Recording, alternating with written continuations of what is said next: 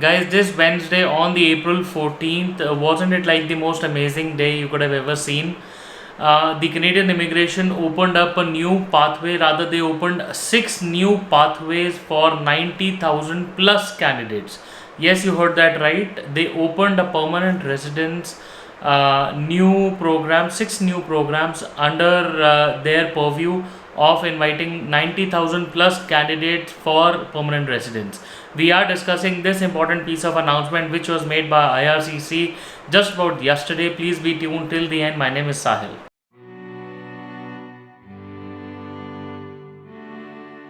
So, guys, welcome back once again. My name is Sahil and I'm a regulated Canadian immigration consultant and I practice in Brampton, Ontario. My office is there, and right now I'm traveling to India.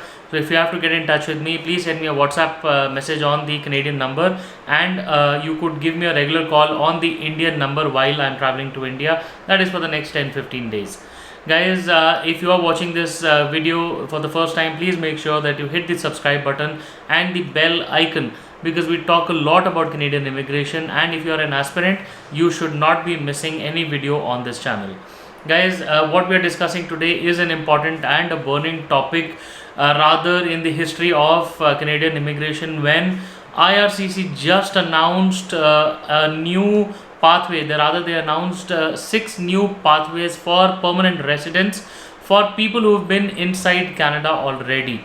They announced an allocation of more than 90,000 people in this particular new announcement. They said they're gonna be putting up a new pathway starting the May 6th up until November 5th, 2021, and for these short couple of weeks, these short months, the IRCC will be accepting 90,000 plus candidates in under six pathways. Now, four of those pathways have been aimed towards essential workers, and two of those pathways have been aimed towards international graduates. And all of these six categories are applicable for people who are already inside Canada. Guys, we'll just break this news down bit by bit and give you each piece of information. So, first things first, Honorable Marco Mendicino, who's the Immigration Minister of Canada, came out in the open on April 14th and basically announced this particular new pathway, or rather these six new pathways, and they said that they will be giving permanent residence to 90,000 essential workers and international graduates who are actively contributing to the Canadian economy. They also said that under these new pathways, to be eligible, the workers must be under the essential worker category. The workers must be at least 1 year of Canadian experience in the healthcare professions or another type of pre-approved essential occupation. Okay, now they've also released a long list of these essential workers, the jobs that they're saying. So they're about healthcares, or then butchers, bakers, and trade workers, and a lot of them. There is a long list. People in security as well. Long list. There is a very long list of these occupations. So the all in all, this on a broader scale, they want 20,000 applicants, temporary workers in healthcare, and they also want 30,000 applications for temporary workers in the selected essential applications. This total, like these two pathways, are like 50,000, and then another 40,000 applications for international students who graduated from a Canadian institution very recently. Okay, now we'll deep dive into each of these pathways, but all in all, these are the three streams that you just saw. These are for all candidates, and beyond this, there are another three applications, or these streams which you can say, which are mirrored to these three streams, but with the additional requirement of French. So if you are a French speaking person or a bilingual candidate, then you could apply for another essential worker category, or a healthcare, or an international stream. And the best part about the French speaking candidates or the French speaking applicants is there is no intake cap limit. So I mean that's gonna be a really good sign, because the intakes are gonna start in the month of May, and specifically May 6th, 2021, and then they're gonna be running. So all these six streams are gonna be running up until November 5th 2021. The first three streams, which are for English speaking and all candidates, the streams will either be up until the 5th of November or until the quota gets exhausted. Okay, but the other three streams which you are talking about, the French speaking streams, they will be running up until 5th November, and no upper limit or the final quota has been allocated.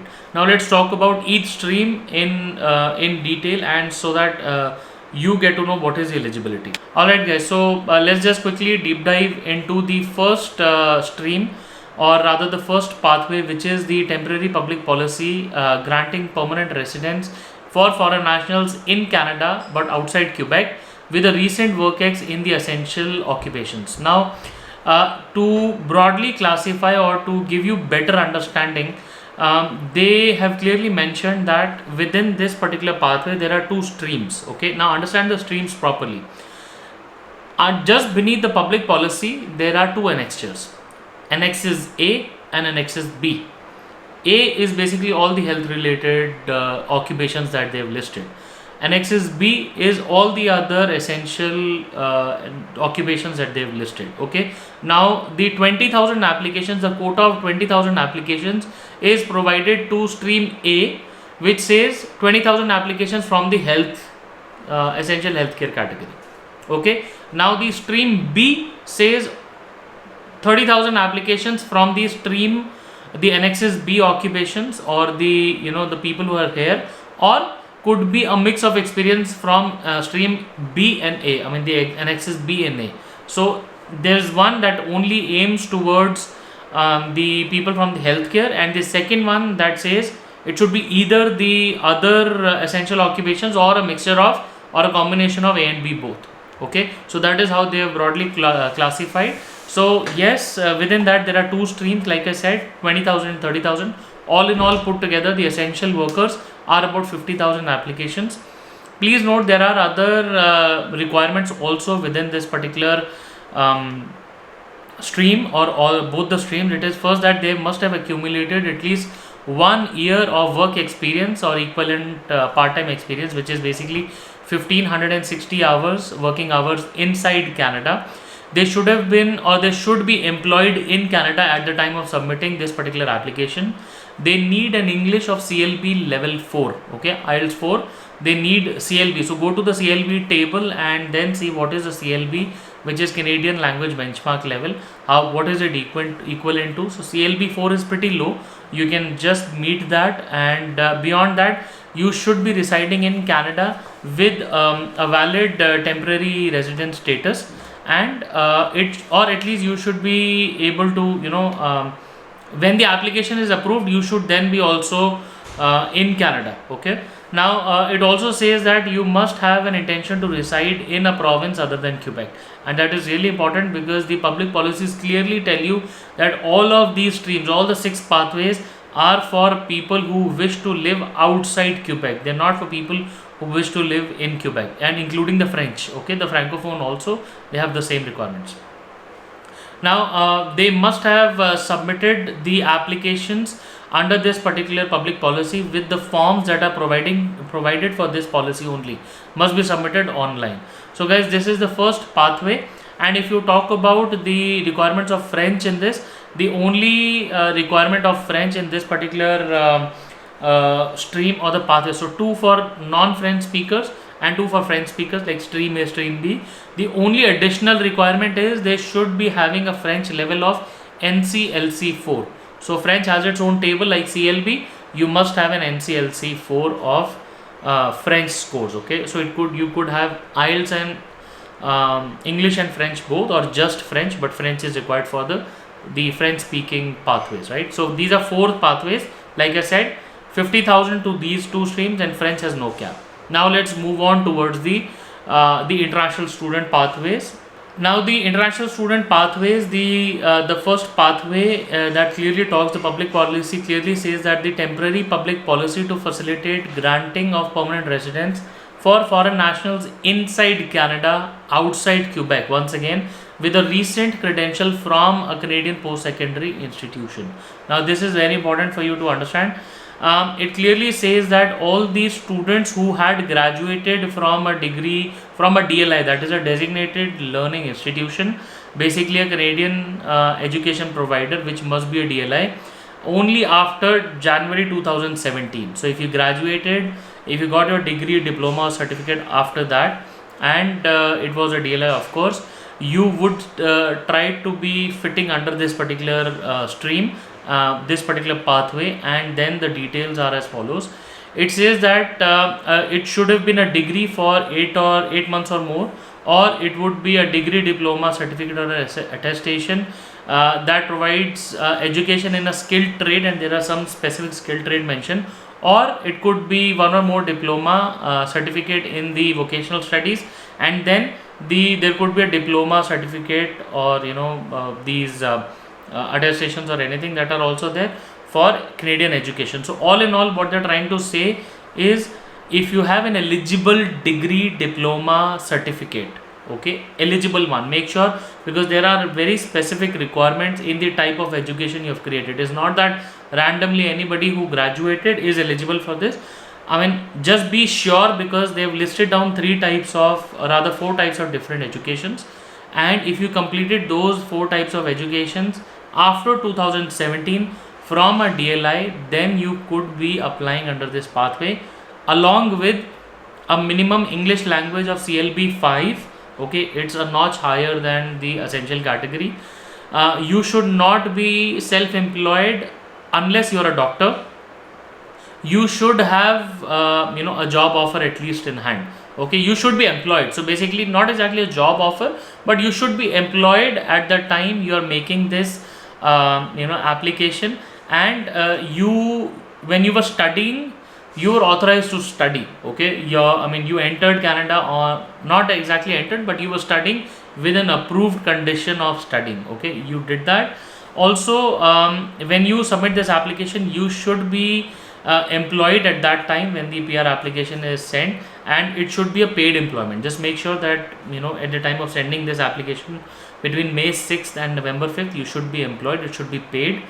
It should also be made clear that you should be physically present in Canada when the application is submitted, and you should be physically present in Canada when the application is approved also.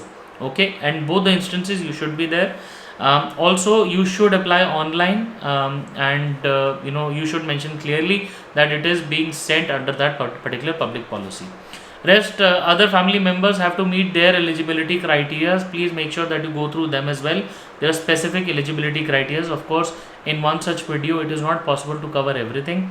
But for the international graduates, the French speaking people, the additional requirement apart from English of what just we covered is an NCLC 5. So you need an NCLC level of 5. And for the non-French speakers, the quota is 40,000. For French speakers, there is no such quota, so you guys can submit just within the deadline, the time frame of May 6th 2021 up until November 5th 2021. So guys, I hope this video was helpful and provided you much insight as to decide whether you're eligible or not. If you still want to know if you're eligible, or if you want to apply under one of these pathways starting May 6th, we would be more than happy to assist you.